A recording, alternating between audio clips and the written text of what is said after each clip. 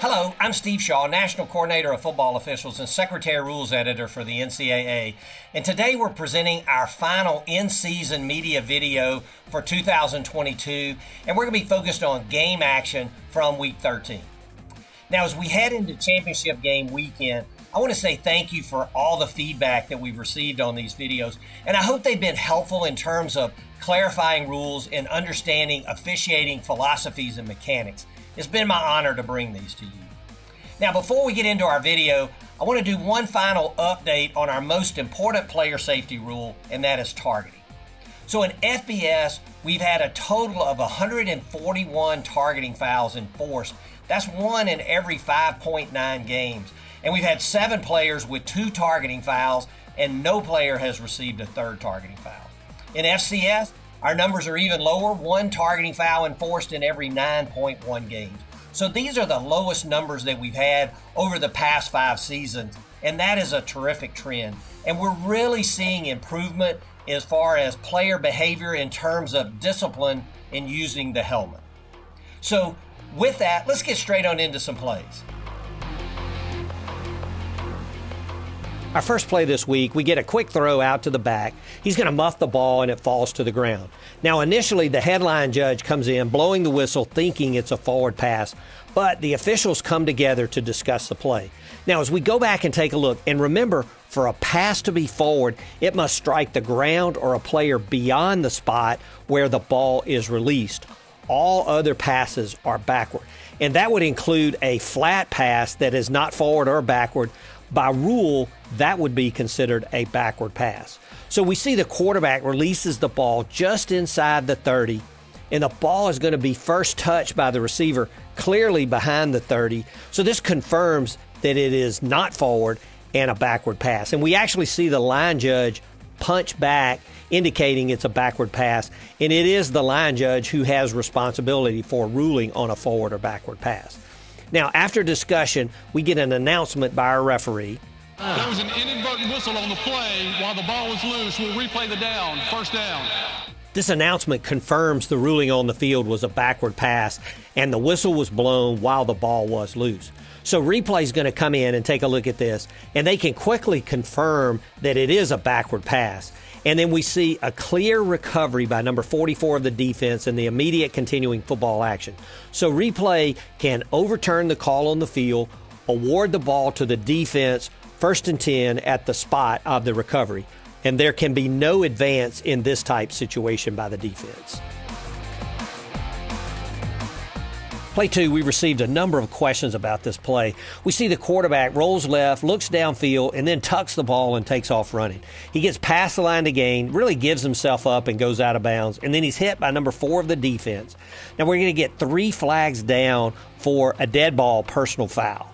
Then we're going to see the situation close in very quickly. Officials react promptly to get the player separated, but we get a little rumble going. And now officials and coaches are working hard to try to separate players and really prevent additional flare-ups.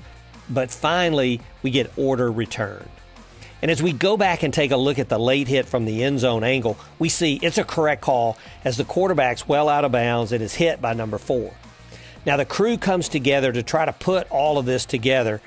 There's no question there's a foul by number 4 for a dead ball personal foul late hit, but there are many other unsportsmanlike acts by many players, and as the crew tries to catalog them all, they make a decision to charge everyone on each team with an unsportsmanlike conduct foul. Now, the penalties for all these fouls offset, but every player has a counter, meaning 1 unsportsmanlike conduct foul, and if they get a second, they would be ejected. Now, this is rarely used by officials, but can be used in a chippy game where there's an incident where it would be difficult to ascertain every player number involved. And it also helps settle games like this because no player wants to get a second unsportsmanlike conduct.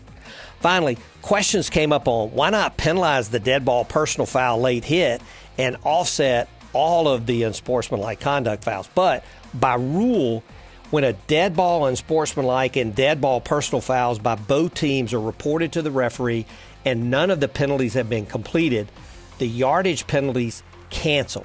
So this dead ball personal foul and all the unsportsmanlike conduct fouls the penalties will cancel on the play. Play 3, we're going to focus on the action by left guard, number 72. Now, we're snapping from the 5-yard line going in, and we see number 72, he's going to go downfield as the quarterback starts to scramble out to the left. And actually, he gets his feet in the end zone, but then he begins to work back toward the line of scrimmage and is just inside of 3 yards from the neutral zone downfield when the pass is released. Now, we get a flag for ineligible receiver downfield on the play. So what is the rule on this? Well, the rule states that no originally ineligible receiver shall be or have been more than 3 yards beyond the neutral zone until a passer throws a legal forward pass that crosses the neutral zone. So once 72 on this play has gone beyond the 3 yards, he is fouled as soon as the legal forward pass crosses the line. Now, he cannot work back to 3 yards and be protected. So this is a good call by our line judge for ineligible receiver downfield. Play 4, we get a free kick following a safety at the 20. And the kicking team can put the ball in play here after a safety by a punt, drop kick, or place kick. Now, many times teams use a punt, but here the kicking team selects a place kick. And it's a deep kick. It's going to be received by number 1 just inside the 10-yard line. And then he starts back upfield, and he goes into a huddle of teammates. Now, after some trickery, number 26 comes out with the ball. He returns it across the 30. Then he's going to fumble, and the kicking team is going to recover the ball. Now, there is nothing by rule that is wrong with the players coming together here in this huddle, as long as they're careful when they separate that no 2 players come out shoulder to shoulder to block for the return man.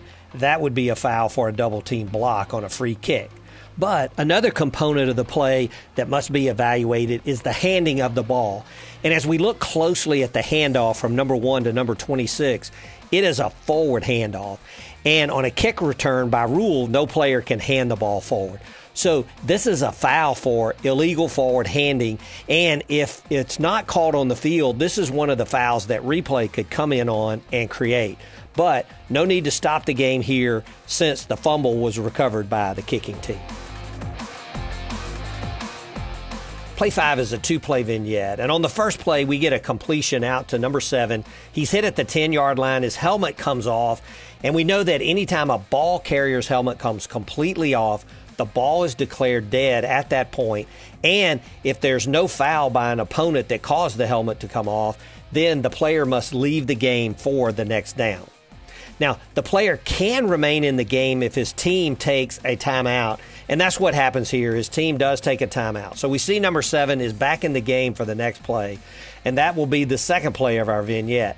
We're going to see the quarterback's pass is directed to receiver number 2 in the end zone. He goes up, loses control of the ball. It hits a defender in the head, never touches the ground, and our guy, number 7, is going to make the catch in the back of the end zone for a touchdown. Now, replay must confirm all scores, but they're going to stop the game for further review here. And we're going to see number 7, as he first touches the loose ball, his left toe is going to drag the ground out of bounds. And we can see black pellets come up. So replay is going to overturn this to an incomplete pass. It's a nice catch by replay to see that toe drag, and a very eventful 2 plays for number 7. Our last play, and it's appropriate that we evaluate one more targeting foul for the season. We get a punt that's caught by the receiver at the 15. He makes a nice return out to about the 29-yard line. But we have 2 flags on the play, and after discussion by the officials involved, we get an announcement by our referee. During the return, personal foul with targeting on the kicking team, number 15. 15-yard penalty will be enforced from the end of the run. That play is under video review.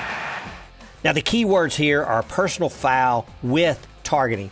So we'll have a 15-yard penalty for the personal foul, and then the targeting component will go to replay for review. And as we walk through our process, we see that the 2 players are locked up, and the return team player goes to the ground.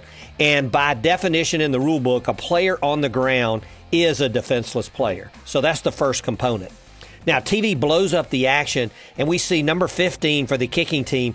He goes down, he leads with the head, and he attacks the defenseless player who's on the ground, so we can confirm an indicator of targeting. And finally, from the end zone view, we can confirm there's forcible contact to the head or neck area of the defenseless opponent. So we can confirm all aspects of targeting, and number 15 is disqualified from the game. Well, that's it for our plays this week, and we hope you have found these videos to be helpful this season, and we appreciate all the feedback.